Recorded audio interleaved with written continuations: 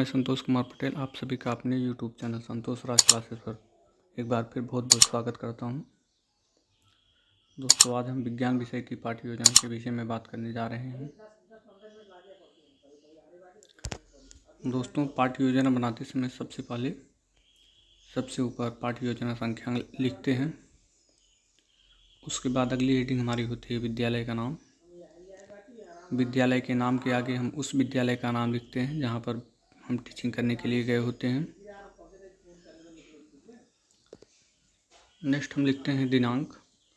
दिनांक में हम उस दिनांक को लिखते हैं जिस दिनांक में हम टीचिंग करने के लिए गए होते हैं। आगे हम लिखते हैं कक्षा। कक्षा में हम जिस कक्षा को पढ़ा रहे होते हैं उसको लिखते हैं। वर्ग लिखते हैं, जिस भी वर्ग में हम पढ़ा रहे होते हैं उसको लिखते हैं। नेक्स्ट हम लिखते हैं विषय।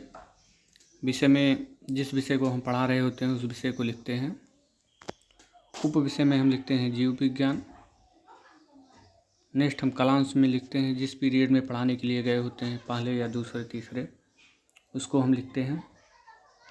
अवधि में हम सामान्यतः 30 मिनट या 35 मिनट लिखते हैं। अगली हेडिंग हमारी होती है प्रकरण। दोस्तों, प्रकरण को हम रिक्त छोड़ देते हैं क्योंकि हम प्रकरण को प्रस्तावना प्रश्न निकालने के बाद लिखते हैं। नेक्स्ट हेडिंग हमारी होती है शिक्षण विधियाँ। शिक्षण विधियाँ में हम प्रश्नोत्तर विध, व्याख्या विध, प्रदर्शन विध लिखते हैं। नेक्स्ट हेडिंग हमारी होती है सामान्य उद्देश्य। सामान्य उद्देश्य के अंतर्गत दोस्तों हम 5 या 6 पॉइंट लिखते हैं जो हमारे विषय से संबंधित बातें होती हैं। जैसे हमने पहला पॉइंट लिखा है छात्रों में विज्ञान विषय के प्रति रुचि उत्पन्न करना। दूसरा पॉइंट हमने लिखा है छात्रों में विज्ञान की उपयोगिता के विषय में ज्ञान प्रदान करना।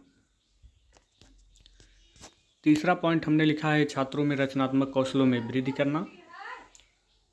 चौथा पॉइंट लिखा है छात्रों में वैज्ञानिक दृष्टिकोण का विकास करना। पांचवा पॉइंट हमने लिखा है छात्रों में विश्लेषण और संश्लेषण की योग्यता का विकास करना। छठा पॉइंट हमने लिखा है छात्रों में चिंतन व तर्क शक्ति का विकास करना। सातवां पॉइंट छात्रों में नैतिकता, वैज्ञानिकता और सामाजिकता का विकास करना। नेक्स्ट हेडिंग हमारी होती है विशिष्ट उद्देश्य। विशिष्ट उद्देश्य के अंतर्गत पहली हेडिंग हमारी होती है ज्ञानात्मक उद्देश्य। इसके अंतर्गत हम लिखते हैं छात्र पौधों की भोजन की प्रक्रिया के विषय में अध्ययन कर सकेंगे। इसी के अंतर्गत हमारी दूसरी हेडिंग होती है अवबोधात्मक उद्देश्य। इसमें हम लिखते हैं छात्र पेड़ पौधे के द्वारा भोजन बनाने की प्रक्रिया में आवश्यक पदार्थों के विषय में जानकारी प्राप्त कर सकेंगे। तीसरी हेडिंग हमारी होती है प्रयोगात्मक उद्देश्य। इसके अंतर्गत हम लिखते हैं छात्र पेड़ पौधों की भोजन की बनाने की प्रक्रिया को प्रयोगों द्वारा समझ सकेंगे। अगली हेडिंग हमारी होती है सहायक सामग्री। सहायक सामग्री में हम लिखते हैं लपेट श्यामपट्ट, डस्टर, चाक इत्यादि। नेक्स्ट हेडिंग हमारी होती है पूर्व ज्ञान। पूर्व ज्ञान में हम लिखते हैं छात्र पेड़ पौधों के विषय में सामान्य जानकारी रखते हैं। अगली हेडिंग हमारी होती है प्रस्तावना प्रश्न। दोस्तों, प्रस्तावना प्रश्न में हम 3 कॉलम बनाते हैं। क्रम संख्या, छात्राध्यापक अनुक्रिया। अगर आप छात्र अध्यापक हैं तो आप यहाँ पर छात्र अध्यापक लिख सकते हैं। छात्र अनुक्रिया। क्रम संख्या में हमारा पहला पॉइंट होता है छात्राध्यापक अनुक्रिया में पहला प्रश्न, मनुष्य अपना भोजन किससे प्राप्त करता है। छात्र अनुक्रिया में हमें छात्रों द्वारा दिया गया आंसर प्राप्त होता है पेड़ पौधों से। दोस्तों, प्रस्तावना प्रश्न में सबसे ध्यान देने योग्य बात होती है कि प्रस्तावना प्रश्न में जो हम पहला प्रश्न रखते हैं उससे हमें छात्रों द्वारा जो उत्तर प्राप्त होता है उस उत्तर द्वारा हम अगला प्रश्न अपना बनाते हैं। जैसे हमने यहाँ पर पहला प्रश्न रखा है अपना, मनुष्य अपना भोजन किससे प्राप्त करता है। छात्र अनुक्रिया में हमें छात्रों द्वारा दिया गया आंसर मिलता है पेड़ पौधों से। हमने अगला प्रश्न अपना पेड़ पौधे के द्वारा बनाया है। जैसे हमने दूसरा प्रश्न रखा है पेड़ पौधे अपना भोजन कैसे प्राप्त करते हैं। छात्र अनुक्रिया में हमें आंसर मिलता है प्रकाश संश्लेषण विधि द्वारा। तीसरा प्रश्न हमने प्रकाश संश्लेषण से बनाया है। प्रकाश संश्लेषण विधि में किन किन पदार्थों की आवश्यकता पड़ती है। छात्र अनुक्रिया में हमें छात्रों द्वारा कोई उत्तर नहीं मिलता है, इसलिए हमारा प्रकरण निकल कर आता है प्रकाश संश्लेषण विधि में सहायक पदार्थ। उद्देश्य कथन में हम लिखते हैं, बच्चों आज हम लोग प्रकाश संश्लेषण में सहायक पदार्थों के विषय में अध्ययन करेंगे। नेक्स्ट हेडिंग हमारी होती है प्रस्तुतिकरण। प्रस्तुतिकरण के अंतर्गत हम 4 कॉलम बनाते हैं। शिक्षण विधियाँ, छात्राध्यापक अनुक्रिया, छात्र अनुक्रिया, श्यामपट्ट कार्य। दोस्तों, जहाँ पर हम छात्राध्यापक अनुक्रिया या छात्र अनुक्रिया लिखते हैं, अगर आप छात्र अध्यापक हैं तो वहाँ पर छात्राध्यापक लिख सकते हैं। शिक्षण विधिया में हमारा पहला पॉइंट होता है प्रकाश संश्लेषण विधि। छात्राध्यापक अनुक्रिया में हम पहली हेडिंग डालते हैं विकासात्मक प्रश्न। इसके अंतर्गत हम कुछ प्रश्न रखते हैं, जैसे हमने पहला प्रश्न रखा है पौधे अपना भोजन कैसे प्राप्त करते हैं। छात्र अनुक्रिया में हमें आंसर मिलता है प्रकाश संश्लेषण विधि द्वारा। दूसरा प्रश्न हमारा है छात्राध्यापक अनुक्रिया के अंतर्गत प्रकाश संश्लेषण विधि में सहायक पदार्थों के नाम बताइए। छात्र अनुक्रिया में हमें कोई आंसर नहीं मिलता है। छात्र अनुक्रिया में हम स्पष्टीकरण देते हैं। स्वपोषी जीव जैसे हरे पौधे वातावरण से सरल अणुओं पानी व कार्बन डाइऑक्साइड को ग्रहण करके उनसे कार्बनिक पदार्थ शर्करा का संश्लेषण करते हैं। इसके लिए आवश्यक ऊर्जा उन्हें सूर्य के प्रकाश से प्राप्त होती है। यह प्रक्रिया प्रकाश संश्लेषण फोटोसिंथेसिस कहलाती है। आगे हम रासायनिक समीकरण इसका देते हैं 6CO2 + 12H2O। आगे C6H12O6 + 6H2O + 6O2। उसके बाद छात्र अनुक्रिया में हम लिखते हैं छात्र ध्यानपूर्वक सुन रहे हैं। श्यामपट्ट कार्य में हम रासायनिक समीकरण को पुनः लिखते हैं। अगला शिक्षण बिंदु हमारा होता है प्रकाश संश्लेषण में सहायक पदार्थ। छात्राध्यापक अनुक्रिया में हम कुछ बोधात्मक प्रश्न रखते हैं, जैसे हमने पहला प्रश्न रखा है प्रकाश संश्लेषण में आवश्यक ऊर्जा हरे पौधों को किस रूप में मिलती है। छात्र अनुक्रिया में हमें आंसर मिलता है प्रकाश के रूप में। इसके अंतर्गत हमारा दूसरा प्रश्न होता है प्रकाश संश्लेषण में सहायक पदार्थों के नाम बताइए। छात्र अनुक्रिया में हमें कोई आंसर नहीं मिलता है।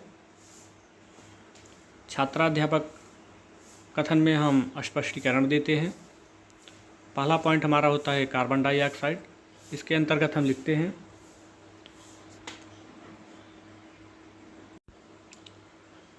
Carbon dioxide. इसके अंतर्गत हम लिखते हैं प्रकाश संश्लेषण की अभिक्रिया में शर्करा के निर्माण के लिए CO2 कच्चे माल के रूप में प्रयुक्त होती है।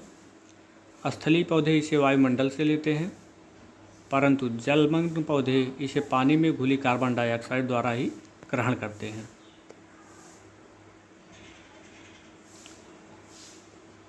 दूसरा पॉइंट हमारा होता है जल। इसमें हम लिखते हैं प्रकाश संश्लेषण प्रक्रिया में जल भी एक कच्चे माल की भांति कार्य करता है। जल से ही हाइड्रोजन प्राप्ति होती है, जो कि कार्बन डाइऑक्साइड का अपचयन करती है। पौधों की जड़ें भूमि से पानी को अवशोषित करती हैं।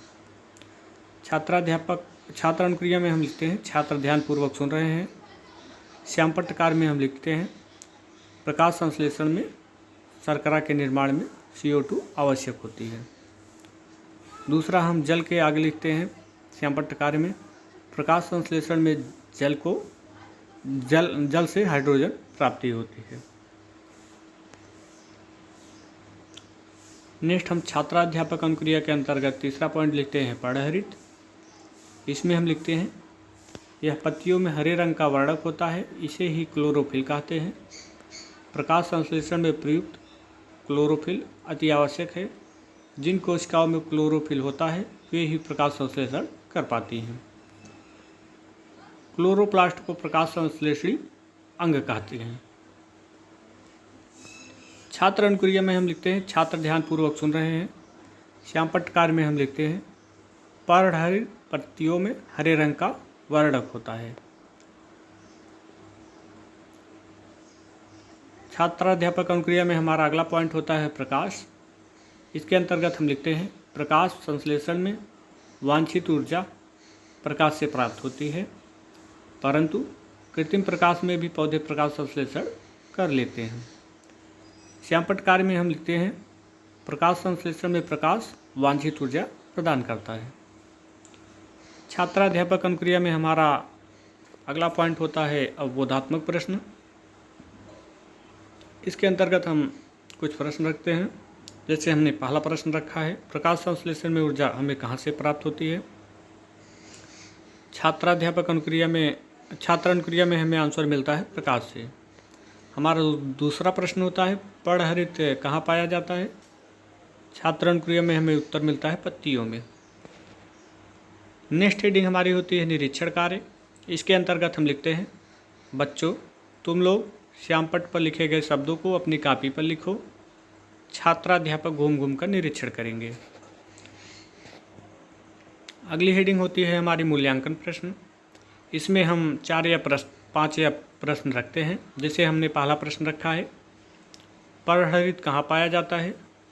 दूसरा प्रश्न प्रकाश संश्लेषण में आवश्यक पदार्थों के नाम बताइए।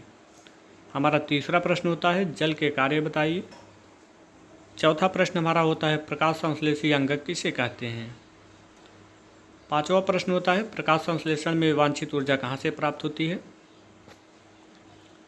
नेक्स्ट हेडिंग हमारी होती है गृह कार्य। गृह कार्य में हम लिखते हैं बच्चों तुम लोग आज घर जाकर प्रकाश संश्लेषण के विषय में अध्ययन करना। दोस्तों इस प्रकार हमारी पाठ्य योजना समाप्त हुई। दोस्तों आपसे हमारी एक छोटी सी रिक्वेस्ट है, अगर हमारी यह वीडियो आपको अच्छी लगी हो आप हमारे चैनल को लाइक सब्सक्राइब और शेयर ज़रूर करिए। मिलते हैं हम नेक्स्ट वीडियो में, तब तक के लिए जय हिंद।